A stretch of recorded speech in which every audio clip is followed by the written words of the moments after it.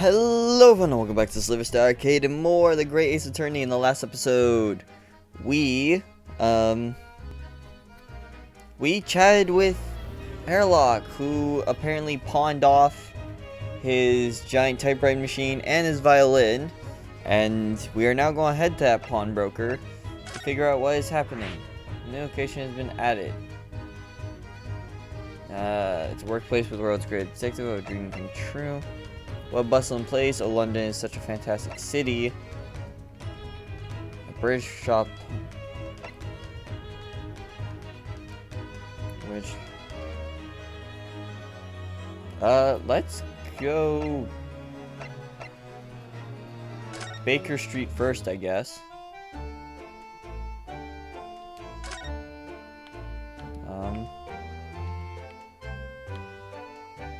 Oh, I guess this is the pawn shop here. Look at all the different things in the window of this shop. Ah, that's Windypop, the pawnbrokery. It looks much smarter than pawnbrokers in Japan, doesn't it? Or was that small? Oh yeah, no smarter. Yes, you're right. I find pawn shops at home rather inapproachable personally. It reminds me of tearfully parting with my favorite fountain pen. I felt so miserable. What doesn't kill us makes us stronger, Mr. Naruhodo. That seems to be... Oh, wait, no. It's already been 2 months since we started taking lodging here above Mr. Sholm's office. Oh! I still can't quite believe it. Never expected things would turn out like this. 1 second. So easy to get distracted today. Still can't quite believe it. Never expected things would turn out like this. Oh, I know. To actually be sharing accommodations with the world's greatest detective. If I ever find myself before a court of law now, I'll have not one regret. I don't know what you're talking about, but I'd be happy to defend you, of course.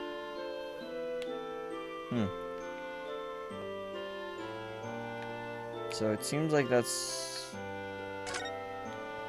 all there is at the moment. At least for this place.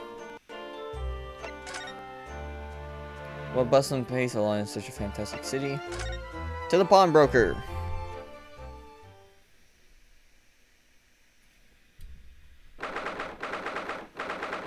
I love going to pawn shops. It's actually something I've been doing a lot lately. And I found that I now have an odd collection of radios.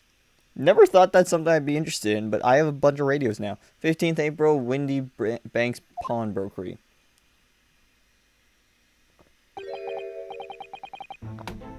So this is a British pawnbrokery. Oh my, there are all sorts of tools and contraptions in here that I've never laid eyes on before. Ah, Sosoda-san, and that spark of wonder in your eyes. You can't wait to scour the shelves, can you? I get the impression you enjoy places like this. Oh yes, I don't know why, but seeing such a lot of things I don't understand is a real thrill for me. My dear fellows, let's not forget why we are here. Oh, Mr. Sholmes. That's a little loud. We are calling on matters of business, not pleasure. And clearly, Mr. Sholmes means business too, judging from the spark of fury in his eyes. Oh, Mr. Sholmes, sir, welcome back. Did you hear that brazen welcome? Well, yes, we are potential customers after all. We are disgruntled customers, Mr. Naruhodo. It's time to inform Mr. Windybrink of our ire.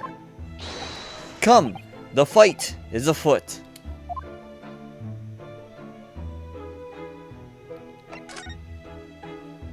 Hey, yo, check out this. Mr. Windybank, about this. Let me see. I'll give you tuppence for it. No, I don't want to pawn it. Let us examine first. What are you doing, my dear fellows? We are not here to browse for interesting curios. We have come to teach this broker a lesson. Oh, but there are just so many fascinating items. It looks as though we'll have to talk to Mr. Windybank first before we can explore in here, Miss Susato. Oh. Oh, is this a radio? No, it can't be. In this time frame? Can't be. But then what is it? I have no clue. Oh well. Let us converse. Man, I always love this. Whoops. Sorry, I didn't realize the mic would peak that much. I wonder if I accidentally did something to increase its volume. But yeah, man, do I love this music. Violin. Naturally, you will recall this, which I retrieved from you some days ago. Yes. This second-rate fiddle is not my faithful instrument, Mr. Windybank. The color of the wood is different. It has holes in it. It's not even the same size. A wonderful summary of our observations, Mr. Sholmes. I'm so very sorry, sir. How utterly unforgivable of me. An inexcusable mistake for a pawnbroker. There's only one way to make amends. Oh shit! Oh god! What the fuck? I shall have to take my own life. Why is this music playing? I thought he was gonna fucking shoot us.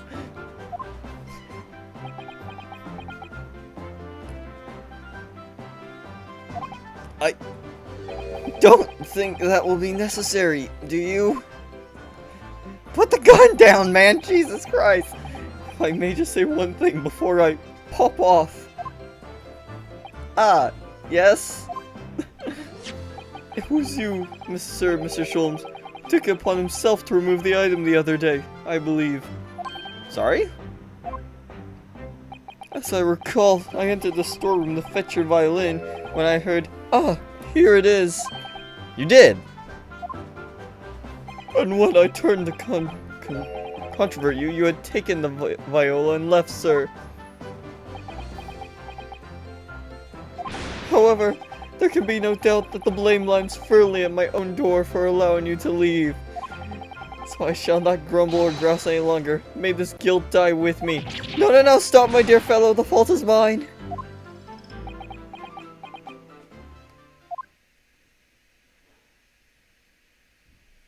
Phew. It would appear that the fight is over. I do humbly apologize, Mr. Windybank.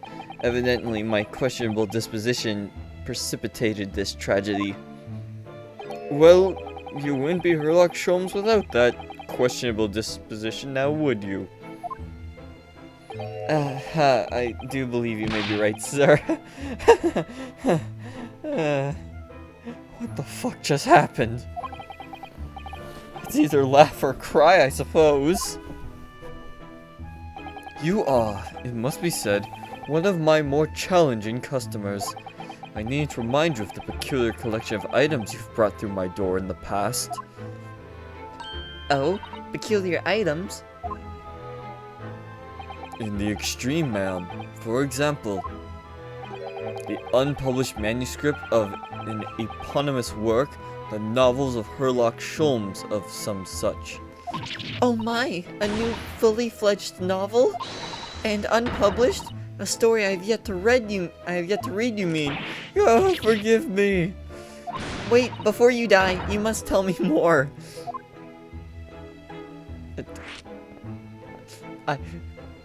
This makes me uncomfortable. I must know more. Tell me everything. Wow, Suso-san is really fired up now. Is there really an unpublished story under this very roof? Well, one day the gentleman here brought in an old metal chest, you see.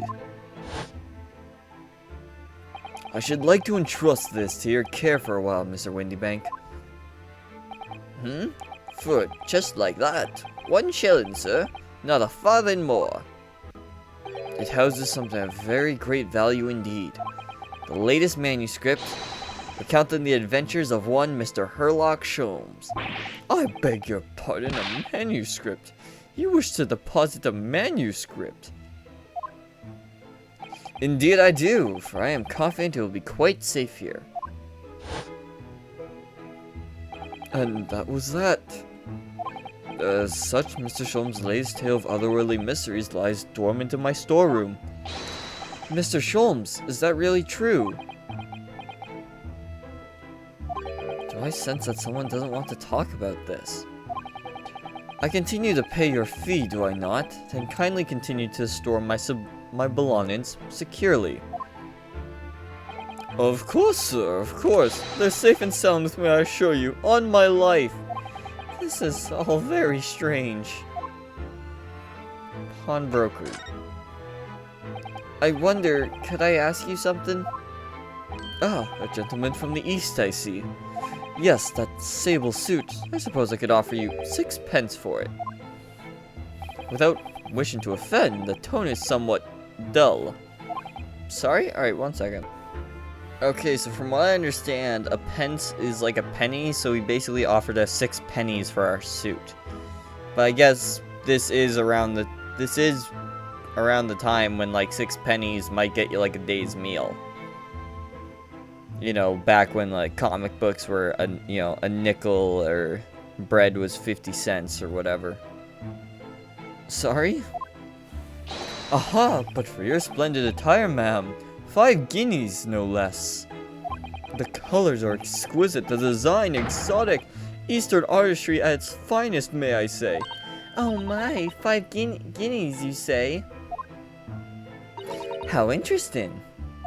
Why do I feel as though I've suffered some sort of defeat here? Actually, I was hoping to ask you about your business. I've heard it said that pawnbrokers are used rather like banks here in London. Yes, sir, indeed. Many of my customers utilize the establishment as you described. I appraise their items and offer them a proportionate loan and 2 months of secure stowage. If, in that time, they repay the original sum to me plus the agreed interest, their items are happily returned. But what happens if they don't pay you the money? Then the items are offered for sale in my shop, as you can see on the shelves behind me. So, you never sell items before the 2 months has passed then? That's right, ma'am, that's right. Which means some considerable responsibility rests on my shoulders. Should a customer's precarious belongings be lost, the only recompense is for me to end it all. The very idea, Mr. Windybank, is an absurdity. One should never talk of one's demise so casually. Says the man who was telling us all it was a good day to die only this morning. And let's not forget that I have already helped you take measures to ensure such a tragedy never occurs. Oh? What sort of measures? I engineered a simple device, which Mr. Windybank has installed here in this shop. I call it the red-handed recorder. Just way too many distractions today. I call it the red-handed recorder. Is that not so, Mr. Windybank?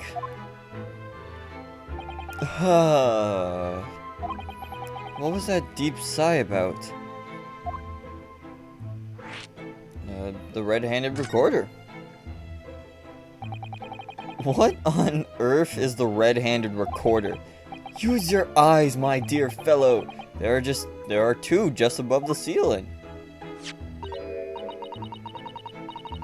I can see what appears to be a camera attached to some sort of timing device. Very astute. It is indeed a camera, furnished with some 100 pieces of celluloid film, and every 30 minutes precisely, the camera automatically records the appearance of the shop. Here, I have an example I can show you.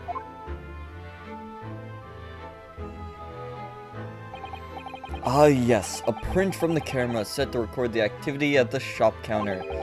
I developed a special type of film so sensitive it produces a crystal clear image even in darkness. Really? That's extraordinary! Yes, you can clearly see the counter and the door behind it. Look. Oh, the picture of a cat, picture of a dog. So you see, were someone to enter the premise with ill intent, his identity would be summarily exposed. But did you not say that the photographic prints were taken at 30-minute intervals? Indeed, as you say, my dear madam. Then, what if the incident were to occur in between times? One could only say, that would be a cruel twist of fate. I must confess, your devices have been giving me some cause for distress of late. I beg your pardon, Mr. Windybank. Surely they are anything but distressing. Reassuring is the word. It's the cost of the film, sir. You most graciously placed not one, but 2 cameras in my shop after all, which means I must pay for nigh on 100 utterly useless prints every single day. I'm afraid the cost of the film will break me before I'm very much older.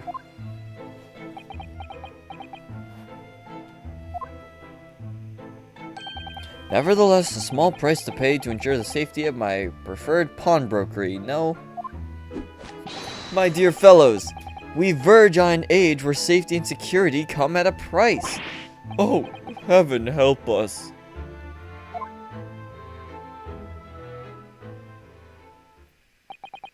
Now then, Mr. Sholmes, allow me to return your precious violin. Ah, the very thing. Thank you, Mr. Windybank. Perhaps this might mark the end of the peculiar items you try to pop, Because if anything were to happen to one of them, this would be the only answer. Oh, God. I really think you ought to stop waving that gun around. Someone could get hurt. Fear not. Sorry? I've only loaded a single bullet, so no one but myself could possibly be harmed. That's not really what I meant.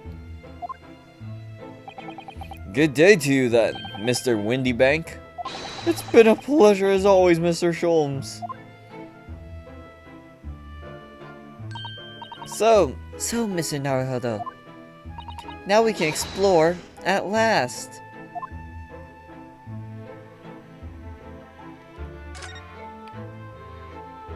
No, we've already done all the talking with him.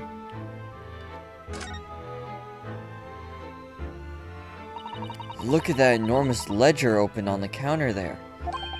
Mr. Windybank is, if nothing else, very particular about recording the items he accepts. He'd have to be, otherwise he'd get himself into all sorts of trouble. Which might explain the thing that catches my eye far more than the ledger. This revolver here. Do not entertain even a single thought of pilfering an article herein, my dear fellow. I assure you, Mr. Windybank would not hesitate to draw that weapon with a speed belying his portionly size. Oh, you don't mean he'd... blow his brains out? Indeed, in recompense for his blunder. Jesus Christ. Oh my. But in any case, of course we would never do such a thing. How could you even suggest it?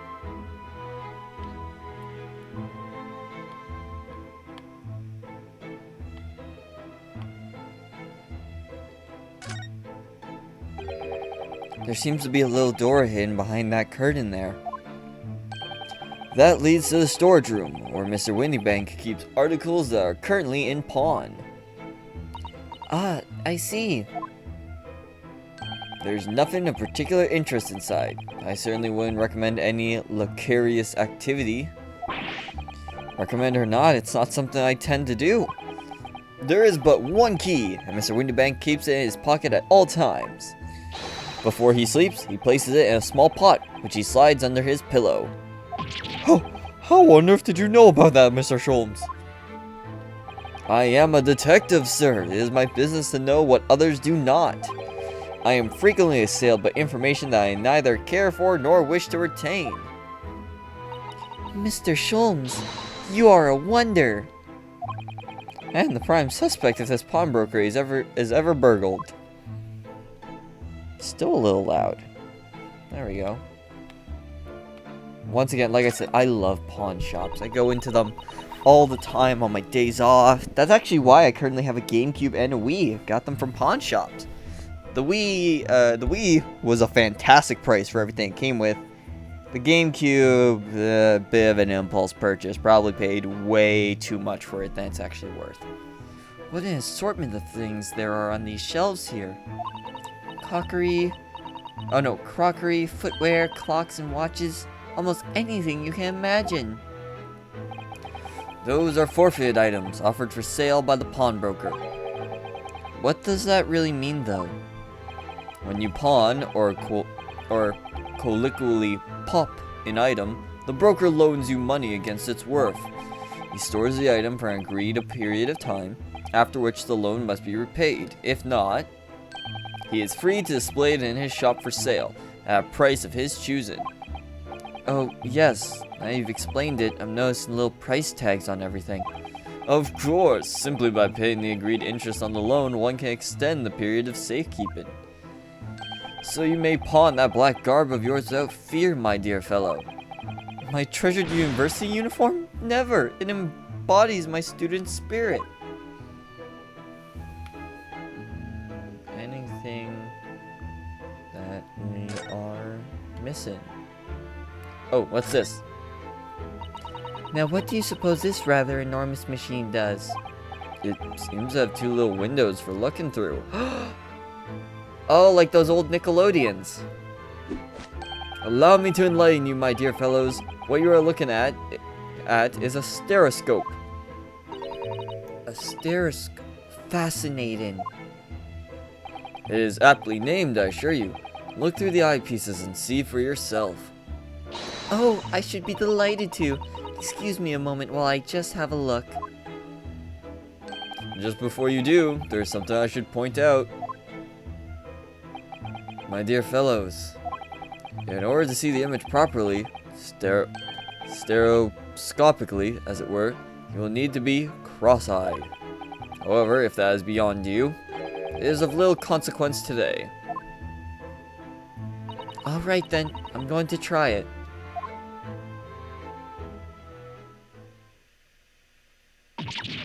Ah! Mr. Naruhodo, you must see at once. Oh, the music. Alright then. So I need to be cross-eyed, like I'm trying to look at my own nose.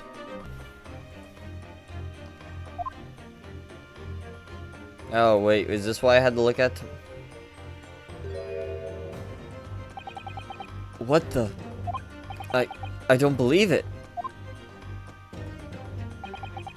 It's just a photographic print, but it seems you could reach out and touch it. Yes, the sense of depth is startling, is it not? Stereoscopes are one of London's many fads. They are often found in little stalls in the park. People queue for hours to see them.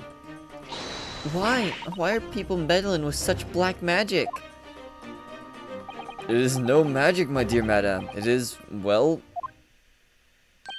far too complicated to explain at present. We shall save this lesson for another day. Oh.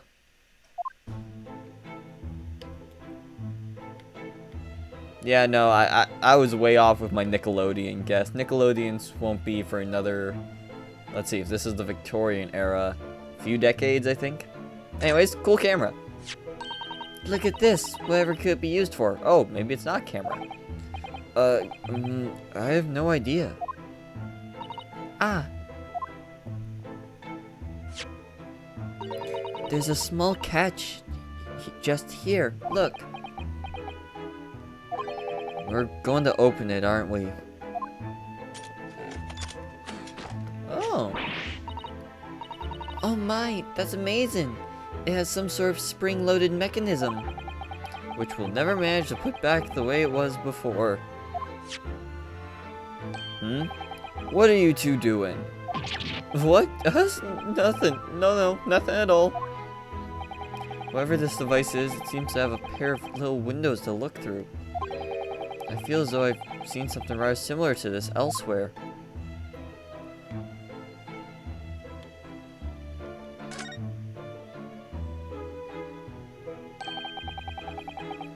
That's not a calendar you could easily miss, is it? 15th April. Today's date. Yes, that's not for sale, I must point out. It is an Eastern-style page-a-day calendar. Every night at midnight, I tear off the front page to reveal the following day's date. The perfect calendar for a tearaway fellow such as yourself, Mr. Windybank. And who was it who walked out of here with the wrong violin before? Well, when the agreed storage period has passed without repayment, articles are forfeited, you see. So I have to keep a close eye on the date. It's something of a pawnbroker's obsession, you might say. Oh yes, I can see you're very dedicated to your job. Hey, look, it's the Thinker.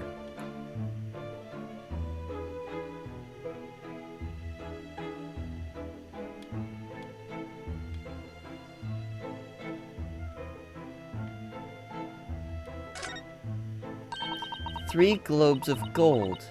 Is that some sort of charm? Dear me, have you not seen that sign before? No, never. The three golden balls are, in Great Britain at least, the universal signs of a pawnbrokery. There are more than 700 such establishments in the capital, all showing this same sign. Oh, I see. I had not imagined your ignorance was so profound. Oh, well, what is the significance of the three golden balls then? Does it have some special meaning?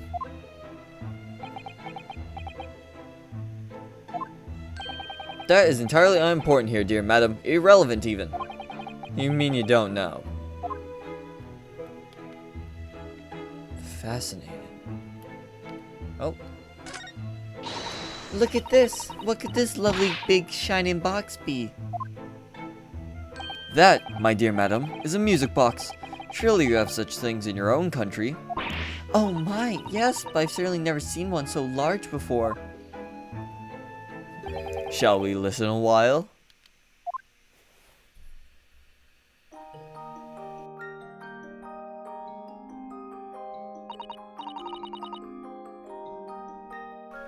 Ah, what a sublime sound.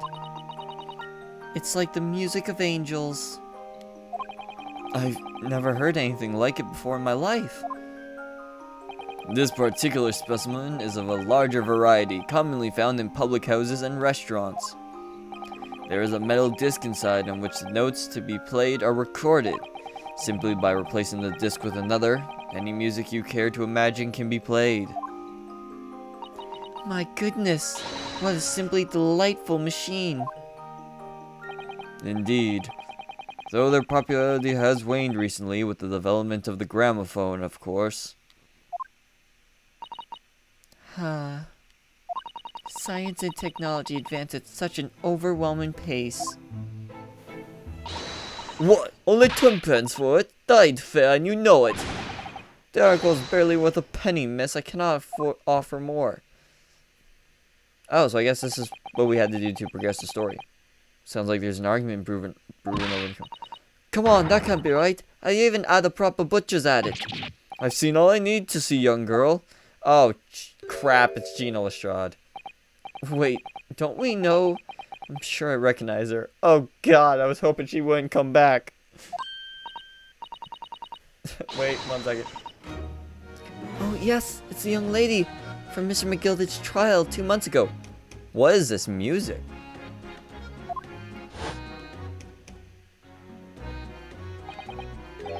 Oh god.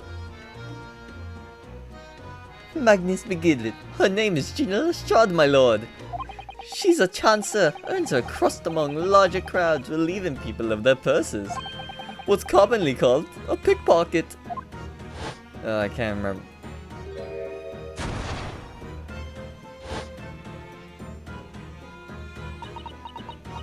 Hi, Gina.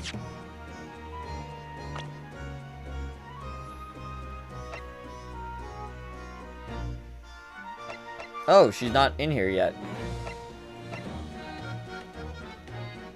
Pop Windy Bank.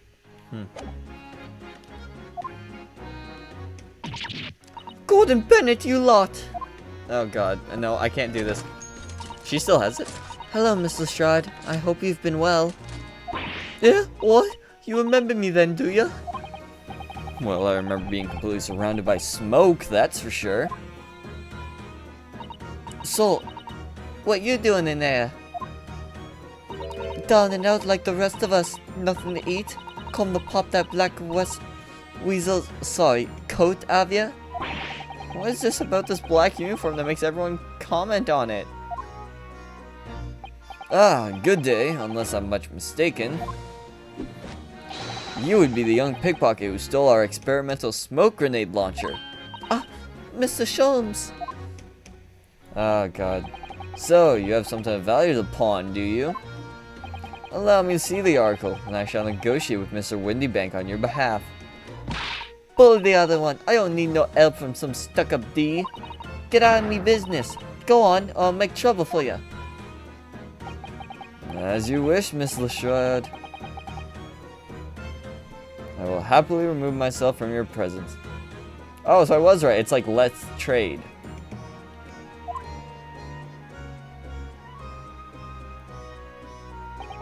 He's really done it. He's gone. Wait, what? Herlock, get back here! I'm sorry, but as I said, there's really no room for negotiation here. What is that thing he has in his hand? Some kind of metal disc. And you, go on, leave me alone. Oh, Miss Lestrade, just pretend we aren't here. We shan't be offended in the slightest.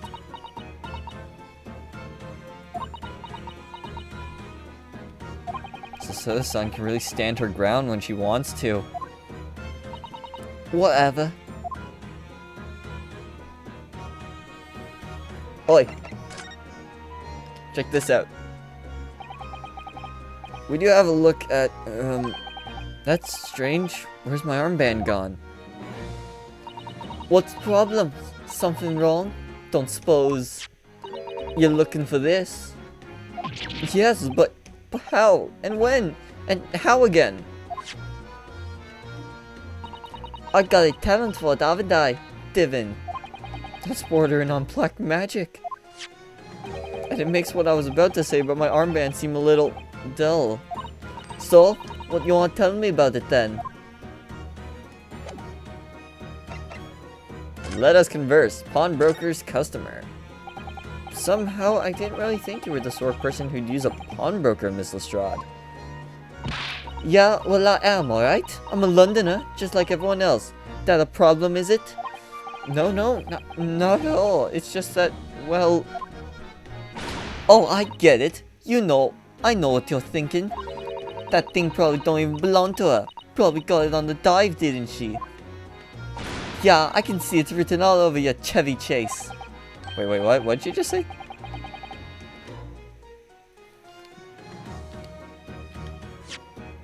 Chevy Chase. Well, I might have been thinking something along those lines. You're not going to deny it, You're not going to deny it, Mr. Naruhodo? Alright then, I'm just going to come out and ask you straight. Do you pawn things that you steal from other people? Well, I don't know how best to answer that, really. Suppose sometimes. You're not going to deny it either, Miss Lestrade? But not this time, alright? I swear. That thing belongs to me. The disc that Mr. Windybank is holding. Perhaps we should see what he has to say about all this.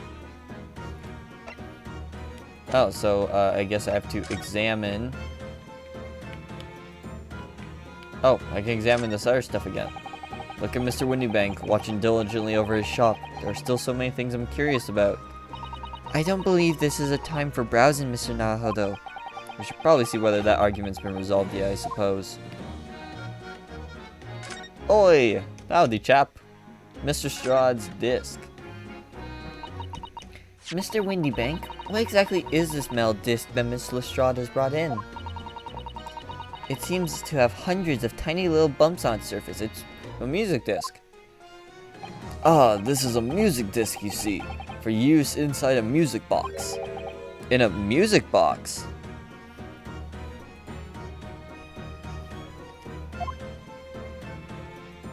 What? You don't even know what a music box is? You Easterner lot ain't too savvy, eh? I know what a music box is. Just never seen one of these discs before. The small protrusions on the metal disc encode the tune to play by the music box. You simply insert the disc and set the machine going, and beautiful music plays. It's so incredible. Tell us, what tune is on this disc? Well, I'm afraid I couldn't tell you that. There are so many different types of music box, you see. British made, German, Swiss. I have no way of knowing which particular machine this disc was made for. Ah, I see. And that's it in a nutshell. I wouldn't have any customers for an item like this, even if the young lady forfeited it. Really, I'm already offering more than I should at a penny. That's a pack of lies. He told me he did. He said it was, well... He? Who? Never you mind. It just ain't right, that's all. That disc's worth good money, I know it is.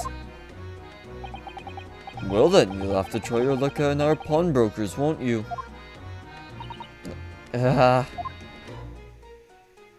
Gina Lestrade.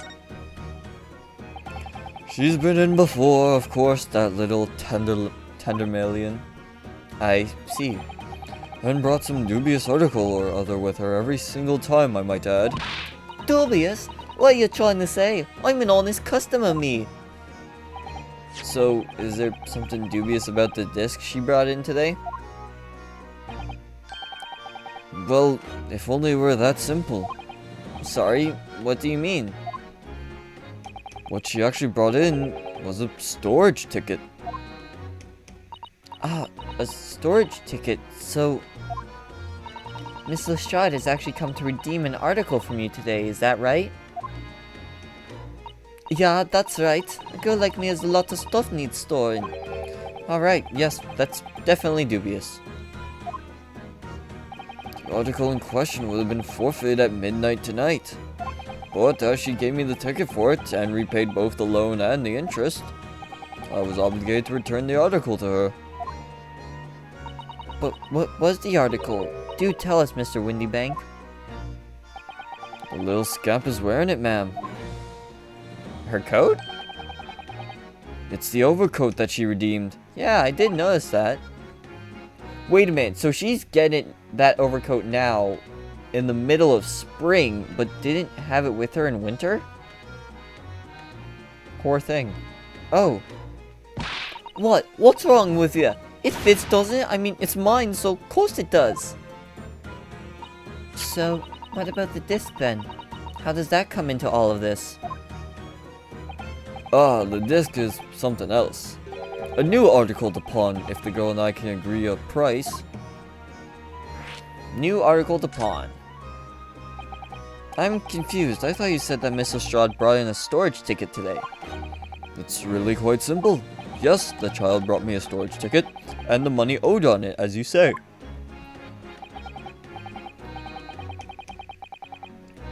For this heavy black coat, which you returned to her care, as I understood it. That's right, yes. And rather unsurprisingly, as soon as the little ragamuffin put the thing on, she went rifling through the pockets. Oh, you mean... What? Don't you know it's rude to stare at a lady? Yeah, I almost whistled. Then I remembered that she's a child. Ah, I see. So it came from the pocket of the overcoat, did it? If you mean this disc, then yes, exactly, ma'am. And she immediately tried to pawn it. For quite a high price as well. This is all rather suspicious, I think. Give it up. Just trying to pawn something like anyone else would. Miss Lestrade, may I ask who deposited the overcoat here in the first place? Well, me. It doesn't really appear to be your size. Me old man. It's me old man's, ain't it? Is it, Miss Lestrade? Yes, this is definitely all rather suspicious.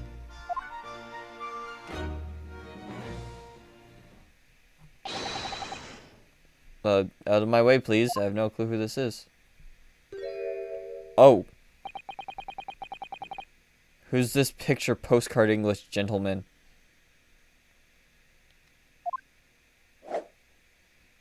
Oh. Good day to you, ladies, gentlemen. What's your problem, eh? There is no problem, as long as you remove yourself. I've a matter to discuss with the proprietor.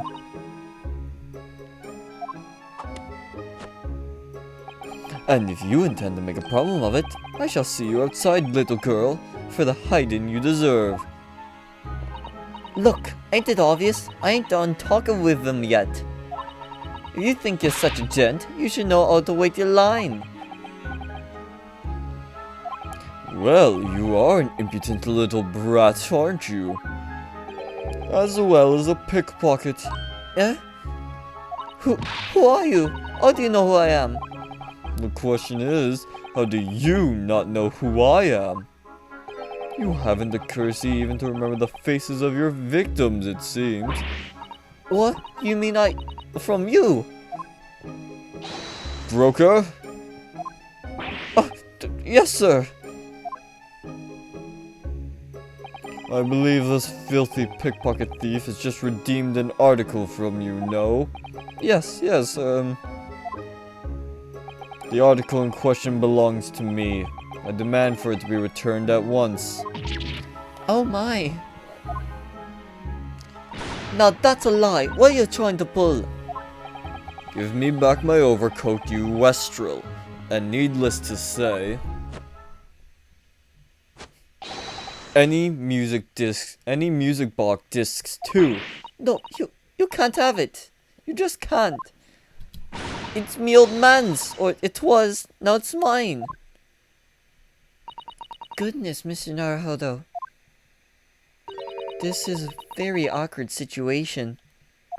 Yes. I think perhaps we should hear both sides of the story in a little more detail. Which I think we'll do in the next episode. Yep. So in the next episode, we'll figure out who this mysterious Ingle gentleman chap is. So, thank you all so much for watching. And always, stay safe, have fun, and have a great day.